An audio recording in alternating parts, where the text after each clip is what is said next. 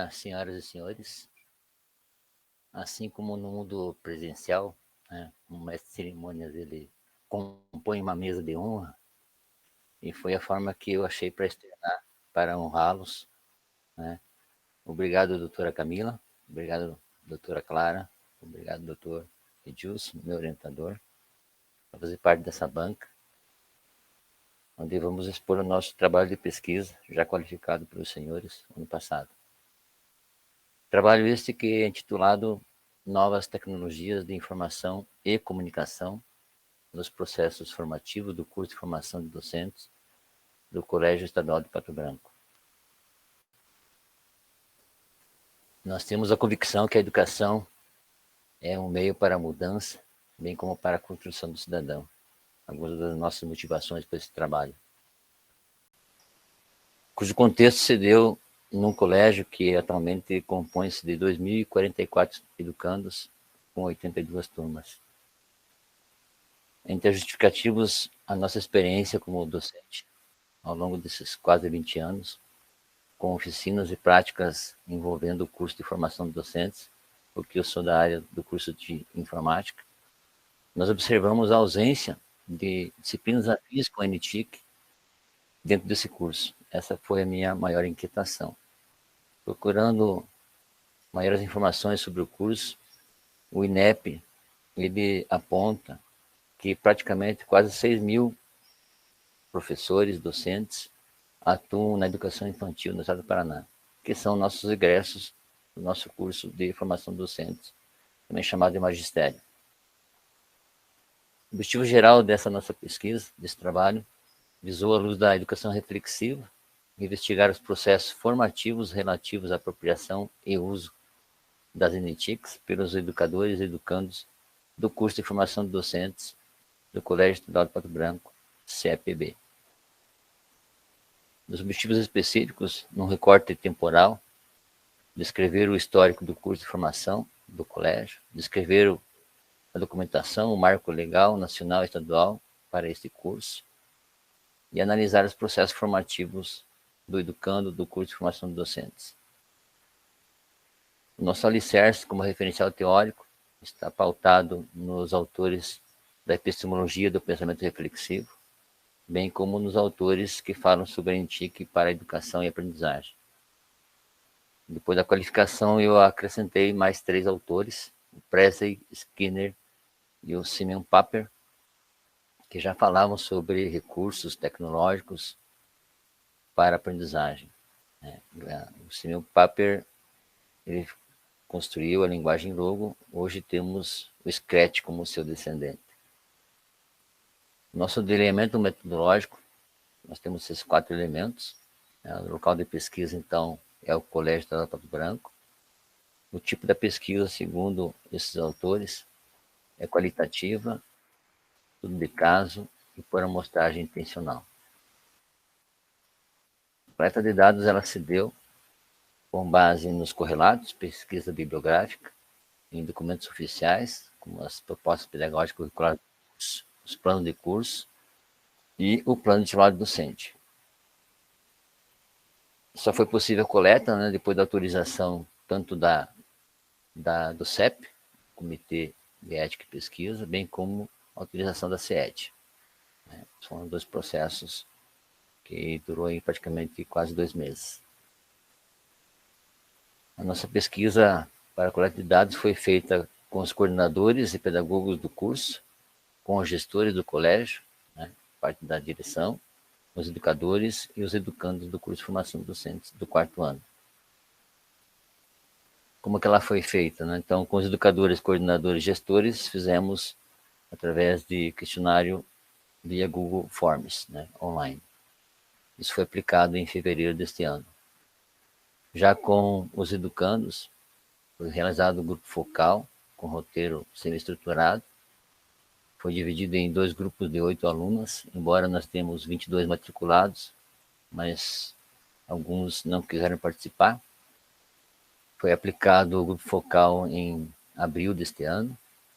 E como eu nunca tinha feito o grupo focal, então me basei nas orientações do Gomes e também consegui uma bolsa integral na Universidade de Califórnia, Davis, sobre pesquisa qualitativa, em específico como fazer grupo focal. O grupo focal ele foi gravado em áudio, 2 horas de gravação, né, 1 hora para cada grupo. Após isso foi transcrito, aí usei um aplicativo que é uma plataforma brasileira chamada Reshape para transcrever. Na transcrição deu praticamente 80 páginas. Obviamente depois fizemos um refinamento, porque a acurácia deste aplicativo é de 95%. Aí uma fotografia de dos grupos do grupo focal. E é o que nós analisamos desses dados coletados, né? Então fez o uso da técnica de análise de conteúdos, praticamente pautado na Bardan, Laurence Bardan, a autora, que nos orienta como fazer análise de conteúdo, tanto teoricamente como praticamente, né? Também recorri a um aplicativo para auxiliar nessa análise, né, em termos de organização, chamado Atlas TI. Com relação à documentação analisada, nós analisamos a matriz curricular de 2015, 2010 e 2006. E aí, as citações que estão aí se referem que os atores que estão dentro da formação de docentes, professores, agentes educacionais, estavam envolvidos nessas reformulações, nesses 3 encontros, né? E o que a gente pode inferir aí é que em nenhum deles houve uma sugestão para a inclusão de qualquer disciplina afim com NITIC, tanto nas PPCs, nas emendas, quanto nas matrizes curriculares.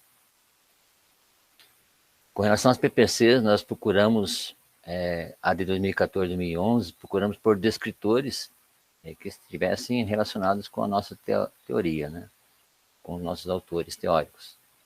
Os descritores foram a palavra reflexiva e suas derivações e a palavra tecnologias ONITIC. Então, se nota que em poucas disciplinas ou componentes curriculares isso aparece, né? 2011, bem pouco, 2014, menos ainda. Com relação a esse documento oficial, que é feito pelo docente, pelo educador, pelo professor, a todo início de ano letivo, chamado Plano de Trabalho Docente, ele é composto de alguns itens, e nós procuramos no item encaminhamento metodológico o descritor tecnologia e reflexão e suas derivações. E aí nós encontramos apenas 2 dos 8 planos, e das 14 disciplinas do 4º ano me foram concedidos 8 PTDs. Né? Eles foram analisados em busca desses descritores, e 75% não é encontrado, né, o descritor tecnologia e suas derivações. Isso chama atenção, né? De outra maneira, eu fiz a mesma análise usando o Atlas TI. O Atlas TI, diferente da Bardan, mas com diferente terminologia, ele não usa a palavra categoria, sim a palavra conceito. Nós alimentamos o aplicativo com os 8 PTDs, embora que ele aceita vídeo, áudio e imagem também. E buscamos, então, o conceito tecnologia, suas derivações, e aparece apenas uma vez a aprendizagem das tecnologias no plano de trabalho docente. Por outro lado, 11 ocorrências da palavra reflexão, ou descritor, ou conceito de reflexão, no PTD da prática de formação. As disciplinas aqui, a maioria delas, dessas 8, 6 são de metodologia de ensino. O Atlas TI, ele me dá uma opção de visualização dos dados tabulados, e essa é uma delas, chamado gráfico de Sankey, onde é uma rede e suas conexões, né? Então, na parte de baixo, nós temos os planos de trabalho docente, na parte de cima, as categorias ou os conceitos. E aqui eu denotei a ocorrência de apenas uma vez o conceito de aprendizagem das tecnologias, ou a categoria, feito na metodologia de ensino da história. Esse gráfico ele é dinâmico, né, quando você usa o aplicativo, conforme você clica nas conexões, ele fica negritado ou saliente, né? Bom, sobre a análise documental, o que podemos destacar ou inferir, né? que as oportunidades de participação dos educadores existiram nos processos de reestruturação das PPCs, das emendas, da grade, da matriz curricular, inclusive dos PTDs. E a pergunta que fica é por que não foi reivindicada a presença de uma NTIC? Então, as evidências me levam a essa expressão, pela sobrevivência profissional. E isso vai ser pautado também numa próxima inferência. Por que sobrevivência profissional? Porque se eu sugerir uma componente curricular, mantendo a carga horária da grade da matriz curricular, que no nosso curso de formação de 4.000 horas, alguma disciplina vai ter que perder hora ou mesmo sair, né? Então, deixa eu ver se não saiu meu carregador aqui. Saiu, só um pouquinho. Então, a gente não sugere, né? E a expressão melhor que eu achei foi essa, né? Sobrevivência profissional. A próxima pergunta que fica é por que a NTIC não aparece de forma contundente nos PTDs? Eu vou trazer o nova para me respaldar a minha afirmativa, que a profissão do docente é marcada por fortes tradições individualistas, né? E por que a NTIC não aparece nos PTDs? E aí eu me refiro à formação básica, né? Quando não tem uma apropriação contundente em um dos conceitos, eu evito colocar, né? Então, a nossa autora brasileira, Kensky, ela afirma isso, que a falta de conhecimento dos professores para o melhor uso pedagógico da tecnologia. Bom, com relação ao grupo focal, nós elencamos 111 categorias, né, em vários temas, e a que mais se sobressai é a categoria ausência da prática da NTIC, né, com 19 ocorrências. Aqui um gráfico que salienta melhor esta proporção, né, percentual das categorias. Entre as unidades de registro, que são as respostas ou as falas das educandas, eu saliento aqui, alguma disciplina ensinou a usar tecnologia? A resposta foi não, porque a gente não tem contato e na prática também não. Aí eu trago os autores Sean, Freire e Nova, que vão afirmar, né, a importância da teoria aliada com a prática. Ainda sobre o grupo focal, podemos destacar, né, ou inferir que a apropriação da NTIC nos processos formativos do educando foi rasa, superficial e inconsistente. Entre as unidades de registro, destacamos essas aí, né? Mas precisa em todas as séries a disciplina de informática. Deveria ser desde o primeiro ano, deveria ter em todos os cursos. Eu queria ter uma matéria assim. Do grupo focal, houve então a sugestão de se fazer uma oficina com os educandos. Daí eu trago Freire e Kensky, que falam sobre isso, né? Uma das tarefas centrais da escola é proporcionar um conhecimento do conhecimento já existente. Kensky fala que da mesma forma que é necessária a educação para aprender e saber mais sobre as tecnologias. Então, foi feito 2 oficinas, depois da autorização da coordenadora, da direção, aqui uma imagem com elas, né? Foram 2 noites, foi bem proveitoso, tivemos um feedback positivo das mesmas.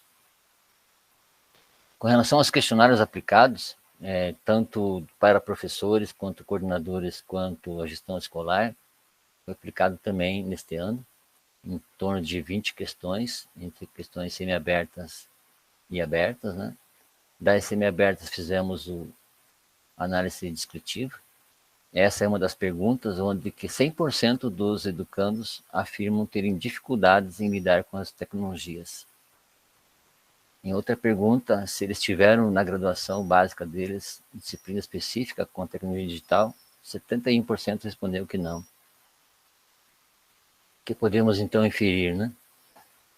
Ou destacar sobre esse questionário dos professores? Que a falta de uma componente curricular na formação básica do docente, seja a nível médio, no caso nosso do curso de formação, ou nas graduações, acarretam dificuldades, como as apontadas tanto pelo grupo focal, como pelo questionário dos professores. Isto é, uma elevada ausência das práticas pedagógicas que utilizam o NTIC como ferramentas auxiliadoras na aprendizagem. Nova vem nos trazer uma base teórica para isso, né? ele fala que nós precisamos colocar o foco na formação profissional dos professores. E aí, de novo, então, a categoria formação, né? Das perguntas abertas feitas no questionário, nós utilizamos a análise de conteúdo da Bardan, agrupando por tema e por categorias. Então, aqui surgem 63 unidades de categorias, das quais vou ressaltar apenas 3 aqui nesse momento. Né? A pergunta feita é se o educador participou em formação continuada, utilizando a NTIC, se a NTIC está presente no PTD dele, e se ele é favorável à inclusão da NTIC na matriz curricular. Bom, e aqui nós temos como uma das categorias barreiras na formação continuada. O que me chama a atenção, uma das respostas foi sim, ela teve, né, o educando teve ou fez formação continuada no ano passado, mas ele acha que deveria ter muito mais ofertas. Essa resposta ela se deu em vários momentos, né? E aí me chamou a atenção, eu fui pesquisar, mas qual foi o número de vagas ofertado, né? Então, em 2022, em específico no curso de formadores em ação, ofertado pelo Estado, sobrou vagas. Porém, no começo desse ano, um dos critérios para a classificação da distribuição de aulas, o que implica em carga horária, o que implica em salário no final do mês, foi o critério de quantos cursos de formadores haviam sido feitos em 2022. Bom, o que aconteceu? Aconteceu que em 2023 faltou vagas, né? Nós temos um contingente de 90 mil professores no estado e foram ofertados 30 mil. E aí a pergunta é, qual o foco, né? Qual o foco do professor que fez a formadora em 2022 e o que fez em 2023? De novo, o meu retorno à sobrevivência profissional, né? Outra pergunta feita é se no seu plano de trabalho docente contemplava o uso da NTIC. 92% responderam que sim. Porém, se nós voltarmos na análise do PTD, não aparece, né, no encaminhamento metodológico NTIC. Então, aqui podemos inferir que há uma divergência, né, do resultado obtido da análise do PTD e da resposta feita por eles. Há uma lacuna, né, entre essa resposta. Para tirar dúvida, o questionário do coordenador e pedagogo vai nos auxiliar nessa questão. E, por último, a pergunta feita aos educandos é se eles eram favoráveis na inclusão de uma disciplina específica na matriz curricular desse curso. 100% afirmam que sim. E apareceu aqui para nós, né, a palavra mediação. São favoráveis desde que aliado à mediação do professor junto com o educando. E aqui eu me reporto ao Mohan, que ele fala que 2 fatos novos, né, com a tecnologia trazem à tona a discussão sobre a mediação pedagógica e o uso da tecnologia.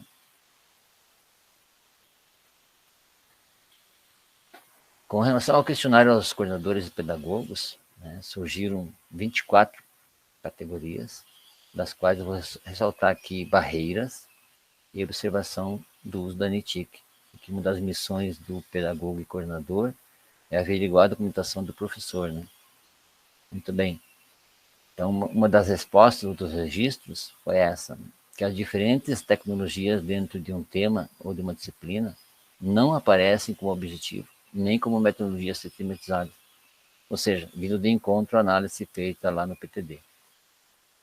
Com relação às barreiras, né, a maioria dos professores procura inteirar-se e colocar em prática as solicitações de uso das NTIC.